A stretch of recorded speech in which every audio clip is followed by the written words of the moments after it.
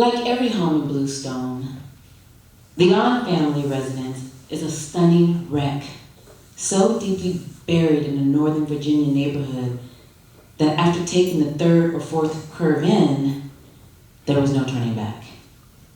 Imaginary gates claimed and locked behind me, and I got the feeling that I was here for the winter, like it or not. Were it true, my father would do a jig, a cha-cha-cha. He doesn't know I'm racing back to New York tomorrow for a meeting, and I'm just here for the night, long enough to sing happy birthday and present him with a gift he'll accept like the gentleman and the scholar that he is, at birth and at 90. That's not what your widowed father who lights up at your visits, Margaret, and darkens when you leave, Margaret, wants to hear. Given our history, a walk is in order. If you think of Bluestone Circle as a clock, the On house sits at 10 o'clock, and legs willing, will make it to 1 o'clock. For Sam On, it's less of a walk than a shuffle, a far cry from his cha-cha-cha in the moonlight with mommy so long ago, like he owned the ship and the sapphire seas. Now that was a night, set against the vast Pacific Ocean. I was just a girl called Monkey, watching my parents take it all in. Paradise galore. Out of a stuffy house, the cold air is reviving. I take my father's arm. I detect a tremble. Winter, you know. Ready, I say? Yeah, he says. Margaret. Yes. How long are you staying? If only it was spring, a perfume fusion of corals, lavenders, and aqua blues, fallen yellow leaves that carpeted the sidewalks so richly you smelled old money in the mist. We, the Ons, are an exception. We counted our pennies and our lucky stars, split our popsicles and napkins, anything with a seam. But Bluestone in bloom was for every person, bird or leaf, more than a dream place. Even now in my daydreams, I find myself wandering around in a circle, checking off side streets, Purple Rock Road, North Cliff Drive, Magnolia Way, the petrified tree trunks, the weather-battered wooden sign, beach area, straight ahead, residents only. You always knew where you were in the world. You could not get lost. Still, this time of year, January was its own fantasy. Bare trees exposed a private lake, opulent as a moon-sized pearl. The homes naked without the flowery fuss, as my father used to call it when mommy was queen of our yard. Now he was the only one watering in a Hawaiian shirt, weather permitting. Sam On, emperor of the gardens. He could think out there, speak to his dead wife and their magnolias. The indoor orchids betrayed the lonely gray of his winter. Screw tomorrow's meeting. I'd rather be here than in a conference room with equity partners who don't know when to retire. Besides, what do I have to go home to? Legal work and laundry, brunch with the girls, it's getting old, as am I. Nothing sex in the city about ordering expensive wine by the glass when you feel like old deli meat. Divorce is a bitch, but this too shall pass. How about I stay for the weekend? I finally reply. Thought I saw some knock-around clothes somewhere in the dresser somewhere. His silence stings. In Bluestone, no two homes look alike. They shared being in various stages of renovation and decay. However, a glorious decay after nearly a century of elemental ruin. In '66, when spanking new split levels with wall-to-wall carpeting and enclosed garages became all the rage, vintage bluestone fell out of favor, retreating into a forgotten forest of wildflowers and vines. Lucky for us, for one little crafted window of time, the homes were bargain priced. And hey, guess what? The Ons moved in. Before long, we were the Korean family known for our broken down cars and for reusing tin foil until they tore and chopsticks until they frayed and left splinters in our lips. To this day, whenever I walk by a Chinese hole in the wall, I think of duck and orange sauce. Only $4 for a large carton at Ding Dong's carryout. You think they stole the ducks from the lake, monkey? No, Dad, don't say that or I won't eat it. Let's go down to the lake and count our feathered friends. Dad! When Mommy was alive and the kids, Vivian, Peter, Holly, and me, were still living at home, the family walked as one troop. All over Bluestone, the on-pulse could be felt, if not heard, by the leaves in the trees, their trunks, their roots, right down to the core of the earth. Maybe our hearts beat harder back then than the U.S. Census Bureau needed. When they came to our dinner table for a Korean head count and a bird, the troop dwindled as the kids moved out one by one, me last. On the occasion, we all got together and went walking. Some of us would inevitably splinter off, Bluestone, circle, down the side streets.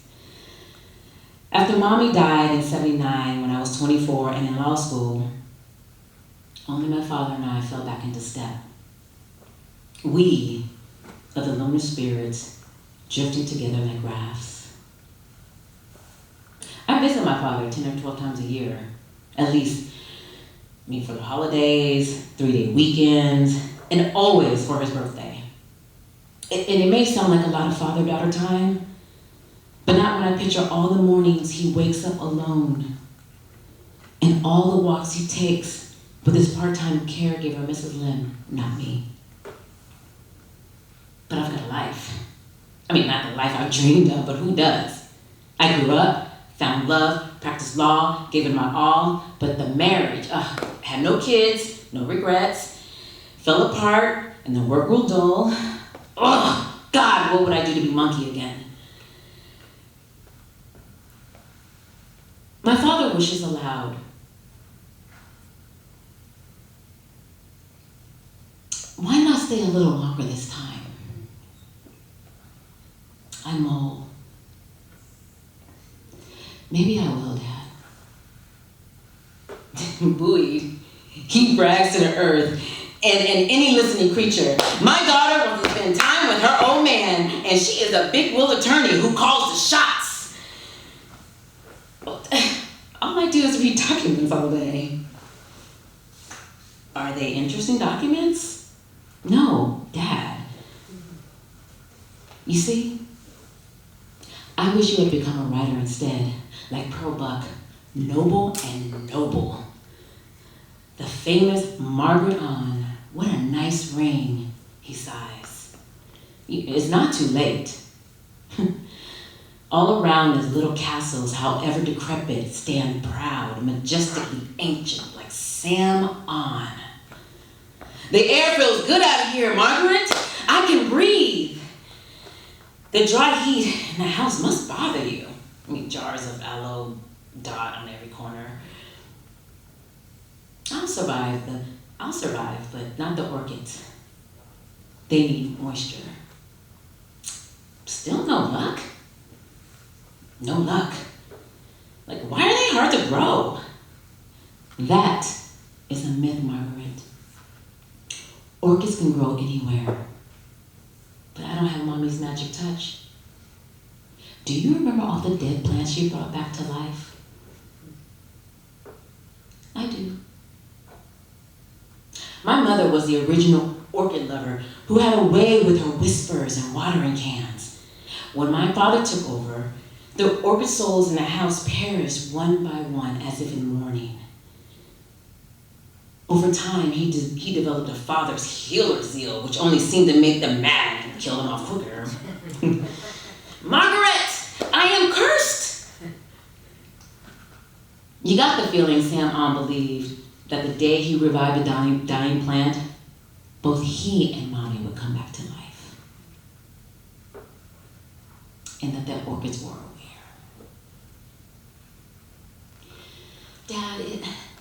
Dad, is there a reason you want me to stay longer? Did you need me to take you somewhere? A doctor? How are your eyes these days? My eyes are fine, but Miss Lim tells me there's a new Korean restaurant in Annandale where the servers treat you like dirt. Translation? Oh, the food is very good. Do you know what their slogan should be, he asked. I don't know. Drop dead motherfucker. I can't believe I said that. But Sam unchuckled like it's nothing. Good guess, Margaret. Service without a smile. This time my father laughed so hard it scares me. He stops to take a breath. Not an easy task when you're still laughing. I mean, not quite a jig, but as close as he's going to get in the waking universe. As close in spirit. Good enough for me. But back to the question. Why not stay a little longer? It's true that whenever I leave him, I find myself longing for what is lost, regretting the present.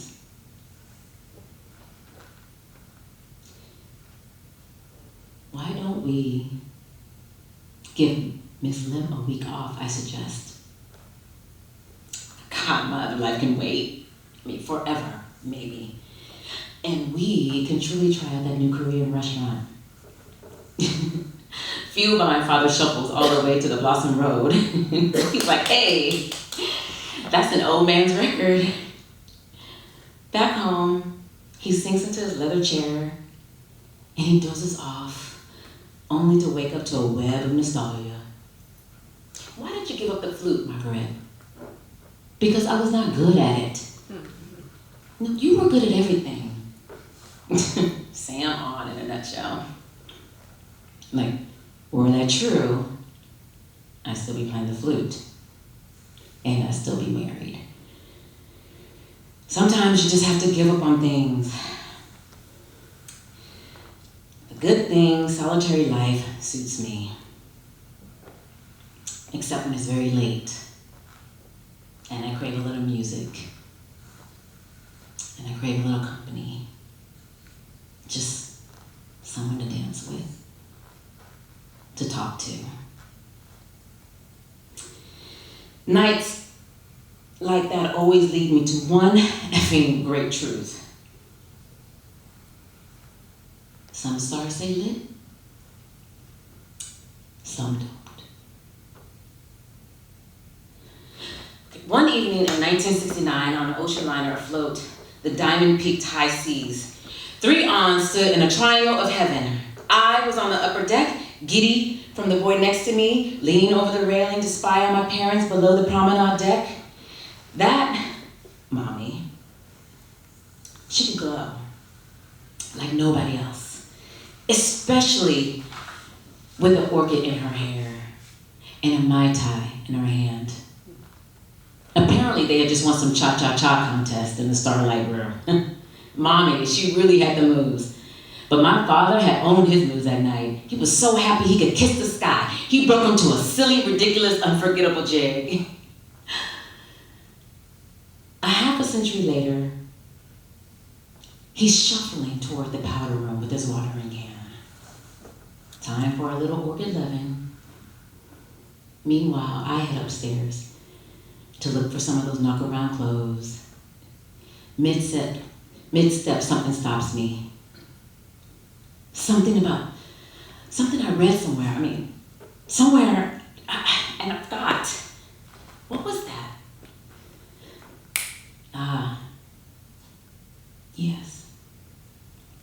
Like a raked over seed, the memory pops up. Orchids are too exquisite, too ethereal to weather the harshness of this world.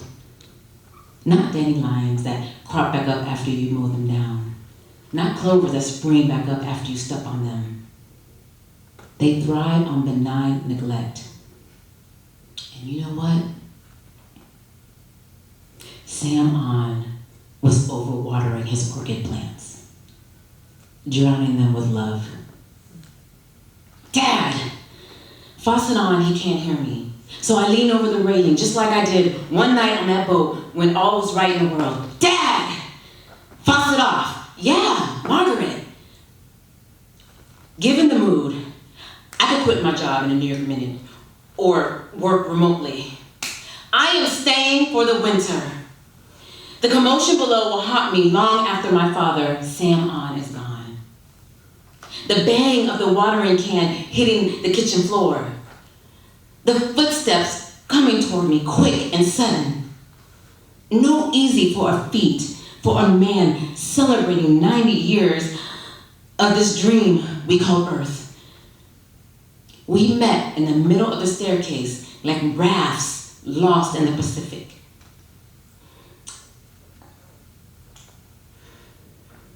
And that's when I see it. There in his eyes, that little cha-cha. Monkey, he croaks.